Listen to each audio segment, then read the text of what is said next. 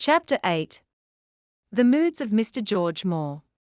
Mr. George Moore began his literary career by writing his personal confessions, nor is there any harm in this if he had not continued them for the remainder of his life. He is a man of genuinely forcible mind, and of great command over a kind of rhetorical and fugitive conviction which excites and pleases. He is in a perpetual state of temporary honesty. He has admired all the most admirable modern eccentrics until they could stand it no longer. Everything he writes, it is to be fully admitted, has a genuine mental power. His account of his reason for leaving the Roman Catholic Church is possibly the most admirable tribute to that communion which has been written of late years. For the fact of the matter is, that the weakness which has rendered barren the many brilliancies of Mr. Moore is actually that weakness which the Roman Catholic Church is at its best in combating. Mr. Moore hates Catholicism because it breaks up the house of looking-glasses in which he lives. Mr. Moore does not dislike so much being asked to believe in the spiritual existence of miracles or sacraments, but he does fundamentally dislike being asked to believe in the actual existence of other people. Like his master Pater and all the aesthetes, his real quarrel with life is that it is not a dream that can be molded by the dreamer.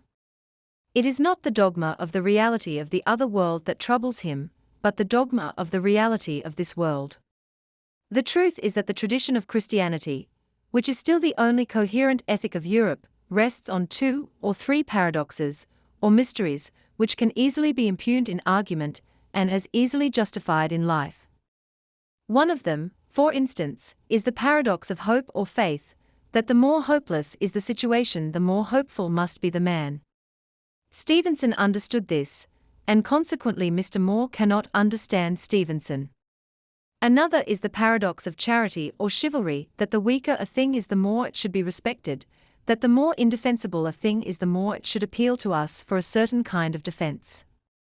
Thackeray understood this, and therefore Mr. Moore does not understand Thackeray. Now, one of these very practical and working mysteries in the Christian tradition, and one which the Roman Catholic Church, as I say, has done her best work in singling out, is the conception of the sinfulness of pride. Pride is a weakness in the character. It dries up laughter, it dries up wonder, it dries up chivalry and energy.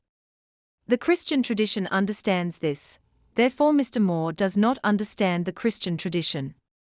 For the truth is much stranger even than it appears in the formal doctrine of the sin of pride. It is not only true that humility is a much wiser and more vigorous thing than pride. It is also true that vanity is a much wiser and more vigorous thing than pride. Vanity is social, it is almost a kind of comradeship, pride is solitary and uncivilized. Vanity is active, it desires the applause of infinite multitudes, pride is passive, desiring only the applause of one person, which it already has. Vanity is humorous, and can enjoy the joke even of itself, pride is dull, and cannot even smile.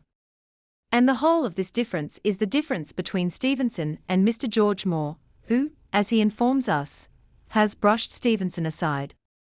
I do not know where he has been brushed to, but wherever it is I fancy he is having a good time, because he had the wisdom to be vain, and not proud.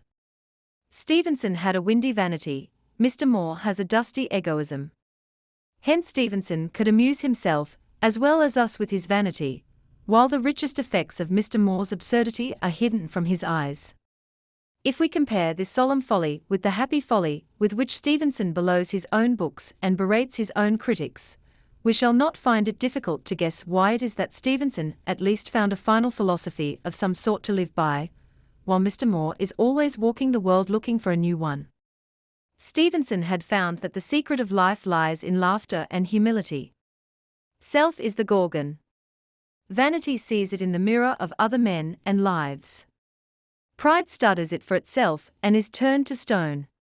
It is necessary to dwell on this defect in Mr. Moore, because it is really the weakness of work which is not without its strength. Mr. Moore's egoism is not merely a moral weakness, it is a very constant and influential aesthetic weakness as well.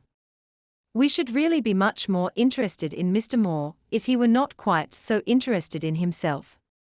We feel as if we were being shown through a gallery of really fine pictures, into each of which, by some useless and discordant convention, the artist had represented the same figure in the same attitude.